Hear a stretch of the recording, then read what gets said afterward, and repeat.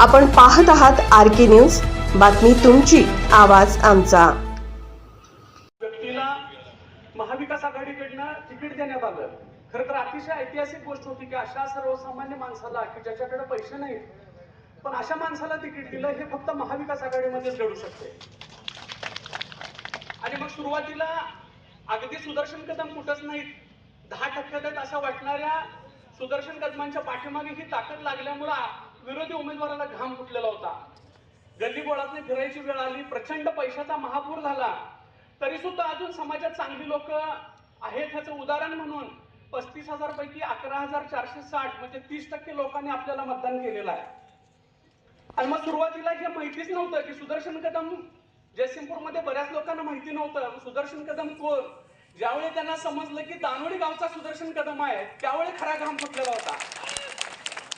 आणि तुम्हाला मी खरं तर प्रामाणिकपणाने सांगतो की अनेक जयसिंगपूरच्या अनेक लोकांनी माझ्यासाठी मतदान करण्यासाठी म्हणून मदत केलेली होती। त्या सगळ्यांचं या कार्यक्रमाच्या निमित्ताने मी आभार व्यक्त करतो, कृतज्ञता व्यक्त करतो की दानोळी गावचा सुपुत्र म्हणून मला अनेक लोकांनी, ज्ञात अज्ञात लोकांनी दानोळीहून मतदान करण्यासाठी मदत केलेली होती।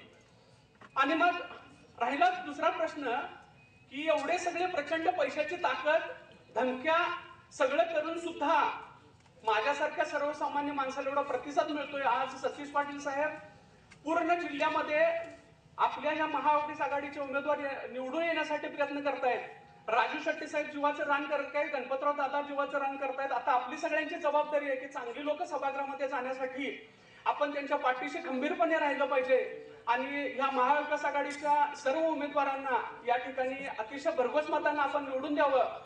सतीश पाटील साहेब बोलणार असल्यामुळे मी जास्त बोलत नाही। शेवटी एकदा तुम्हाला एवढंच आवाहन करतो की विकासासाठी महाविकास आघाडीला पर्याय नाही आहे आणि ह्या भ्रष्ट ताकदीला थांबवायचं असेल तर तुम्ही महाविकास आघाडीच्या उमेदवारांना मतदान करून त्यांना निवडून द्यावं, एवढीच मी या ठिकाणी विनंती करतो आणि थांबतो। धन्यवाद।